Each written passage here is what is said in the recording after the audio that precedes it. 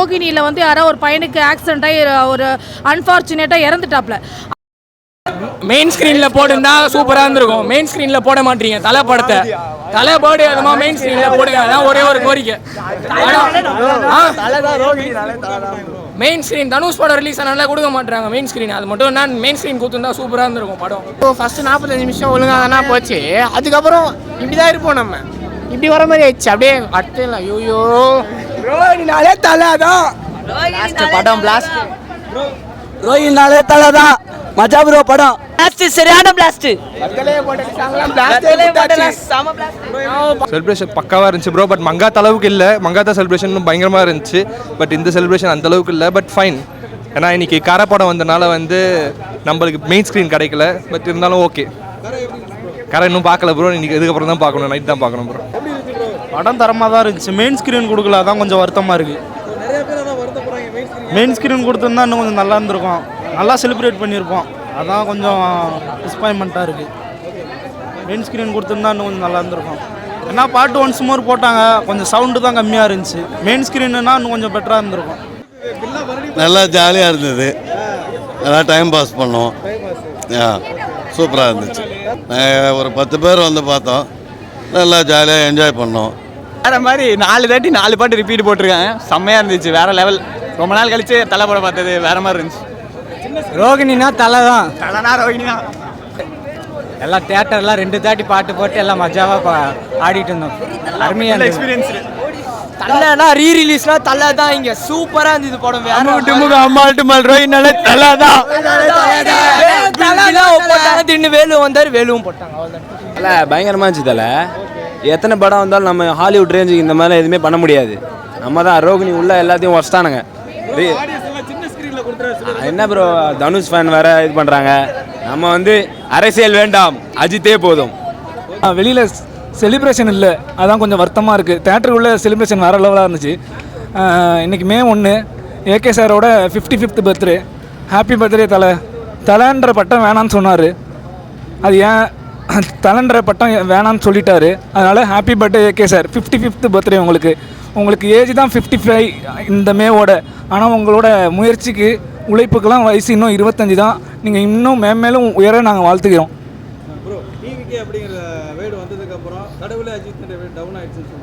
இல்லை அப்படிலாம் இல்லை ப்ரோ. கடவுளே அஜித்தேன்னு கூப்பிட வேணாம் அப்படின்னு சொல்லியிருக்காரு. அஜித் வாழ்க விஜய் வாழ்கன்னு சொல்கிறீங்களே, நீங்கள் எப்போ வாழ போகிறீங்க, உங்கள் குடும்பத்தை பாருங்கள் அப்படின்னு ரசிகர்கள் மேலே தனியாக ஒரு அக்கறை கொண்ட நடிகர் அஜித்குமார் மட்டும்தான். இப்போ ரீசெண்டாக எலெக்ஷன் கூட வந்தார் திருவான்மையூரில்.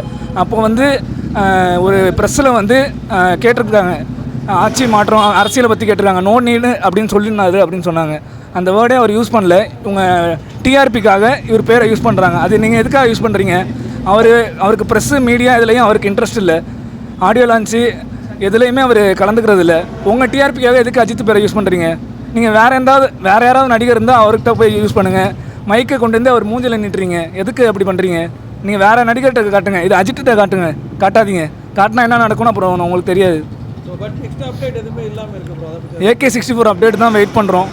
மேபி இன்றைக்கி வரும்னு எதிர்பார்க்குறோம். ஆதிக் ரவிச்சந்தர் சார்ட்டேருந்து வரும்னு எதிர்பார்க்குறோம். இல்லை இந்த மந்த்து மே மிடில்குள்ளே வரும்னு எக்ஸ்பெக்டேஷன் பண்ணுறோம். வெயிட் பண்ணுறோம். ரொம்ப வெயிட் பண்ணிகிட்ருக்கோம். ஏன்னா 1 year ஆகிடுச்சு GBU ரிலீஸ் ஆகி. அடுத்தடுத்த அப்டேட் வந்து ரேசிங் அப்டேட் தான் வந்துகிட்ருக்கு. மூவி அப்டேட்ஸ் இன்னும் வரல 1 yearக்கு அப்புறம். ரொம்ப வெயிட் பண்ணிகிட்ருக்கோம் அப்டேட்டுக்காக. பெரிய ஸ்க்ரீனாக இருந்தால் இன்னும் பயங்கர அப்ளாஸாக இருந்திருக்கும். செம்மையாக இருந்தது. வருஷம் இதை தான் போடுறாங்க பில்லாக. பட் போர் அடிக்க மாட்டேங்குது. ஒரு வாட்டியும் புதுசாக பார்க்குற மாதிரி இருக்குது. ஸோ தலை பர்த்டே அதுவுமா அந்த தலை படம் பார்த்தது super. Wish you happy birthday தலை அஜித் சார். ஸோ அவருடைய வாய்ஸில் மிமிக்ரி மட்டும் பண்ணிக்கிறேன். என் வாழ்க்கையில் ஒவ்வொரு நாளும் ஒவ்வொரு நிமிஷமும் ஒவ்வொரு நொடியும் நானாக செதுக்குனதுடா. சரித்திரத்தை ஒரு முறை புரட்டி பாருங்கள். அது நமக்கு சொல்லி தந்தது ஒன்று தான். நாம் வாழணுன்னா யாரை வேணாலும் எத்தனை பேரை வேணாலும் கொள்ளலாம், தப்பே இல்லை. ஆமாம், என் பின்னால் நிற்கிற ஒவ்வொருத்தனும் உழைக்கிறவன், உண்மை பேசுகிறவன், 4 பேருக்கு நல்லது செய்யணும்னு நினைக்கிறவன், நம்ம அறியாமல் கூட தப்பு செய்யக்கூடாதுங்கிறவன், அடுத்தவன் காசுக்கு ஆசைப்படாதவன், அன்புக்கு உயிரியே கொடுக்குறவன், கஷ்டத்தில் சிரிக்கிறவன், வறுமையிலும் திருடாதவன், படிக்காதவன் ஆனால் பண்புள்ளவன், தெரிஞ்சிக்க. தேங்க்யூ. இதுதான் பிடிக்கும் ஆக்சுவலி. ஸோ கொஞ்சம் அவரை டிஸ்டர்ப் பண்ணாமல் இருக்கிறது நல்லது. அப்டேட் படத்தோடைய அப்டேட் கேட்குறீங்களா? ஐ திங்க் மேக் பண்ணிகிட்ருக்கலாம், இனிமேல் தான் வரும். Maybe bro. ஆடியன்ஸ் அந்த மாதிரி இருக்காங்க, ரொம்ப அன்பு தொல்லை தாங்க முடியல. ஸோ அதனால் அது வந்துட்டு அது ப்ரைவசியை நம்ம டிஸ்டர்ப் பண்ணக்கூடாது ப்ரோ. எல்லாருக்குமே அது இருக்கும், அந்த கஷ்டம் இருக்கும். ஸோ அது ஒரு மாதிரி அன்னாயிங்காக இருக்கும், அவங்களுக்கு இரிட்டேஷனாக இருக்கும் அந்த மாதிரி பண்ணுறது. ஸோ அது பண்ணாமல் ரசிக்கிறோமா, தேட்டருக்கு வந்தோமா, படத்தை ரசிக்கிறோமா, அதோடு போனால் நல்லாயிருக்கும்னு நினைக்கிறேன் நான். Ajith fan really I enjoyed it. தலையோட பர்த்டே அதுமா பில்லா ரீரிலீஸு. ஆக்சுவலாக ஜிபியூக்கு அப்புறம் படம் வராதான்னு நினச்சோம். இன்னும் அநேகமாக தலை வந்து கார் ரேஸ் இந்த மாதிரிலாம் கான்சன்ட்ரேட் பண்ணுறதுனால 1 year ஆகும். அதனால் எங்களுக்கு ஒரு விஷுவல் ட்ரீட்டு, அஜித் பர்த்டே வேறு.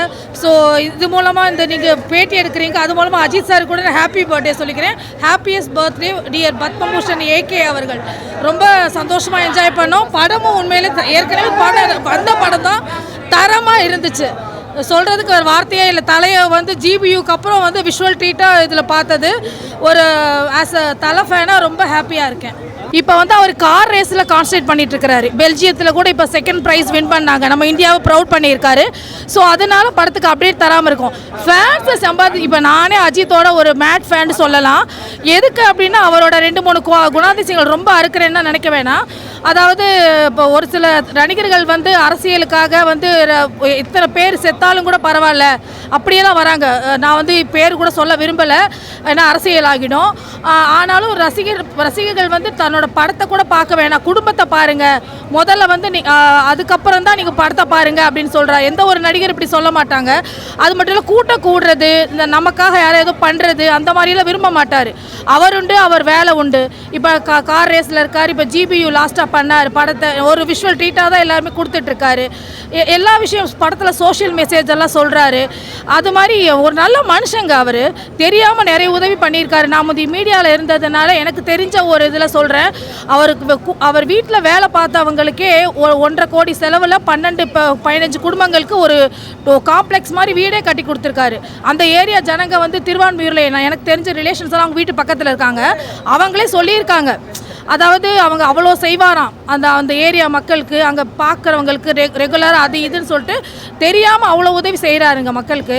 துணிவு அப்போ படம் கூட ரோகிணியில் வந்து யாரோ ஒரு பையனுக்கு ஆக்சிடென்ட் ஆகி ஒரு அன்ஃபார்ச்சுனேட்டாக இறந்துட்டாப்ல.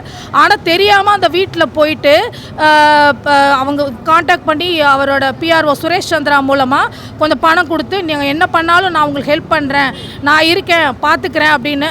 அது ஆக்சுவலாக அவர் அந்த மாதிரி பண்ண தேவையே இல்லை. அந்த பையன் கொழுப்பெடுத்து போய் இது பண்ணதுக்கு இவர் பண்ணிட்டு இருக்கிறாரு. ஸோ அந்த மாதிரி தெரியாமல் தெரிஞ்சும் நிறைய உதவிகள் பண்ணுறாரு. ஸோ ஒரு இன்ஸ்பிரேஷன் பாலிட்டிஷியன், ஒரு பாலிட்டிக்ஸ்குள்ளே வர மாட்டேங்கிறாரு. வாக்களிப்பது மட்டும்தான் அவரோட அரசியல் அப்படிங்கிற மாதிரி இருக்கிறாரு. ஸோ இந்த மாதிரியெல்லாம் இருக்கிறதுனால இப்போ என்ன மாதிரி ஆளுங்க திருப்பி இந்த மாதிரி ஹவுஸ்ஃபுல்லாக தான் இன்றைக்கி பில்லா ரீரிலீஸ் ஓடிச்சு. அதனால் ஃபேன்ஸ் அவருக்கு ரொம்ப ஜாஸ்தின்னே சொல்லலாம். அங்கே கார் ரேஸில் வந்து பேட்டி கொடுத்துருக்கிறாரு. அது ஆக்சுவலாக கம்பல்சரி. இப்போ நீங்களே இருக்கீங்க, ஒரு இப்போ ஸ்போர்ட்ஸ் பர்சன், இப்போ நம்ம ஐபிஎல் நடக்குது இப்போ ரீசெண்டாக, இப்போ மேன் ஆஃப் தி மேட்சோ பிளேயர் ஆஃப் டோர்னமெண்ட்டோ ஏதோ கொடுக்குறாங்க அப்படின்னா அவங்கள பேச சொல்லுவோம், அவங்கள பேட்டி கொடுப்போம். அதுக்காக பேசாமல் இருக்க முடியாது. திஸ் இஸ் ப்ரொஃபஷனல் எத்திக்குங்கிற மாதிரி. ஸோ அங்கே வந்து பேசியிருக்காரு. இங்கே கூட பேசலாம் சொல்ல முடியாது. இப்போ ரீசெண்டாக கூட ஏதோ ஒரு மீடியாவுக்கு ப்ரெஸ் மீட் கொடுத்தாருன்னு நினைக்கிறேன். பட் என்ன மீடியா எனக்கு ஞாபகம் வரல. அந்த ரேஸ் சம்மந்தமாக ஒரு சில விஷயங்கள் நடிகர் விஜய் பற்றியெல்லாம் கூட சொல்லியிருப்பாங்க, நான் பார்த்துருக்கேன். அதாவது அவருக்கு வந்து அதான் எப்படின்னா, நான் உண்டு நான் வேலை உண்டுன்னு இருப்பேன். எனக்கு வந்து மீடியா வெளிச்சம் மூலமாக தான் நான் புகழ் சம்பாதிக்கணும் இல்லை, என்னோட நல்ல செய்கைகள் மூலமாக நான் வந்து என்ன மாதிரி இந்த இன்றைக்கி ரசிகர்கள்லாம் அவர் படம் பார்த்தாங்க, அந்த மாதிரி நான் சம்பாதிச்சு வச்சுருக்கேன், எனக்கு அதுவே போதும் அப்படிங்கிற மாதிரி அவர் இருக்கிறாருங்காட்டி இந்த மாதிரி தவிர்க்கிறாருன்னு நினைக்கிறேன். அதாவது என்ன சொல்கிறது, ஆடியோ லான்ச் நடத்தி அதாவது ப்ரொமோஷன் பண்ணி தான் படத்தை அவருக்கு ஹைலைட் பண்ணணும்னு தேவையில்லை. ஒரு படம் வந்தால் அவர் படத்துக்கெல்லாம் ஆடியோ லான்ச் ப்ரொமோஷன் எதுவுமே தேவையில்லை. அவரோட முகம், அவரோட பேர் தான் எங்களோட பிராண்டாக நாங்கள் நினச்சிட்ருக்கோம். ஸோ அதனால தான் ரொம்ப எல்லாமே வந்து இன்ஸ்பயர் ஆகுறாங்க. என்ன மாதிரி ஆளுங்கள்லாம் இப்போ அவரை பற்றி இந்த மாதிரி பேசுகிறோன்னா அதுக்கு காரணமே அதுதான். பிஃபோர் மேரேஜ் எப்படி இருந்தார்லாம் தெரியல. ஆஃப்டர் மேரேஜ் அவங்க ஷாலினி மேம் மேரேஜ் பண்ணதுக்கப்புறம் அவங்களோட ஸ்ட்ரிக்ட் ஆர்டரே பார்த்தீங்கன்னா, நீங்கள் சினிமாவில் வந்து நடிக்கிற மட்டும் பண்ணுங்கள், மற்றபடி அந்த சிகரெட் ஸ்மோக் பண்ணுறதோ ட்ரிங்க்ஸோ அந்த மாதிரி பண்ணக்கூடாதுன்னு சொல்லிக்கிறார். ஆக்சுவலாக அவருமே மனைவியை ரொம்ப லவ் பண்ணுறவர். எந்த ஒரு மனைவியும் அதை லவ் பண்ணால் அதில் காதல் அந்த மாதிரி இருந்துச்சு உண்மையா அப்படின்னா கண்டிப்பாக அதை ஃபாலோ பண்ணுவாங்க. இப்போ ரீசெண்டாக நடந்த ஒரு வரலட்சுமி விரத பூஜையில் கூட உண்மையிலே நான் சொல்ல பெருமைப்படுறேன். ஷாலினி மேம் வந்து அஜித் சார் காலில் விழுவாங்க. அஜித் சார் என்ன சொல்லுவார், நான் வீட்டில் போய் காலில் விழணும். அதுதான் ஒரு புரிதல். கண்டிப்பாக ஒரு இதனாலே எங்களுக்கு ரொம்ப இன்ஸ்பயர் ஆகுது அஜித் சாரை பார்த்தா. ரியலி நான் அவரோட ஃபேனுங்கிறது இன்றைக்கி பர்த்டே அதுவும் இந்த படம் பார்த்துருக்கேன். ரொம்ப ரொம்ப பெருமையாக இருக்குது, ரொம்ப சந்தோஷமாக இருக்குது. நெகட்டிவிட்டி வரதான் செய்யும். இப்போ நான் வந்து அரசியலில் நான் இருக்கேன், ஒரு பார்ட்டியில் இருக்கேன். இப்போ எனக்கே பார்த்தீங்கன்னா எனக்கு தரம் தாழ்ந்த விமர்சனங்கள், நான் வந்து இப்போ தான் அரசியலில் வரேன், ஒரு 1.5 வருஷம் தான் ஆகுது ஒரு கட்சியில் பேசிக் மெம்பர் ஆகி. எனக்கே தரம் தாழ்ந்த விமர்சனங்கள் வருது, அதாவது என்னை முடக்கணும் அப்படின்னு சொல்லிட்டு. அதாவது அவர் இவ்வளோ வளர்ந்துட்டு வந்திருக்கார் இல்லையா, ஸோ அவர் இந்த மாதிரிலாம் பண்ணிவிட்டு அவர் முடங்கிடுவார் நினச்சிட்டு இருக்காங்க. அவர் அதுக்கெல்லாம் கிடையாது, கிரிட்டிக்ஸுக்கு அவர் அப்படிலாம் கிடையாது. அவங்க வீட்டில் வந்து அதை பாசிட்டிவாக தான் எடுக்கிறாங்க. ஒவ்வொரு வீட்லேயுமே அவங்க ஒய்ஃப், இப்போ எனக்குன்னா ஹஸ்பண்ட் சப்போர்ட்டாக இருக்கிறதுனால தான் நாங்கள் இந்த மாதிரி பண்ண முடியுது. கலைத்துறையோ அஜித் சார் வந்து கலைத்துறை அண்ட் இப்போ கார் ரேஸ் இந்த மாதிரிலாம் பண்ணுறாங்க. அதாவது அந்த மாதிரியெல்லாம் இருக்கும்போது கிரிட்டிக்ஸுங்கிறது எல்லாருக்குமே பொதுவாகவே வரும். அதனால் இதெல்லாம் ஒரு நார்மலான இஷ்யூவாக தான் நாங்கள் எடுத்துக்கிறோம். Happy birthday Ajith sir, keep rocking. ரேசிங்கே கண்டினியூ பண்ணுங்கள், பட் ஃபில்மும் நடிங்க, சரிங்களா? All the best. படம் பார்க்குறோமோ இல்லையோ செலிப்ரேஷன் தான் ப்ரோ. பிளாஸ்ட் சாங்ஸ் எல்லாமே சாங் ரிப்பீட் பண்ண போடுவோமா? ரோஹின்னாலே தலை தான் ப்ரோ, தலை தான். மங்கா தலு சர்வீஸ் இல்லை ப்ரோ. ப்ரோ தலை படம் வேற மாதிரி இருந்துச்சு ப்ரோ. அங்கே ஒன்றுமே பண்ண முடியாது. மங்கா தலவு இல்லை ப்ரோ. படம் சூப்பராக இருந்துச்சுடா. படம் சூப்பர்.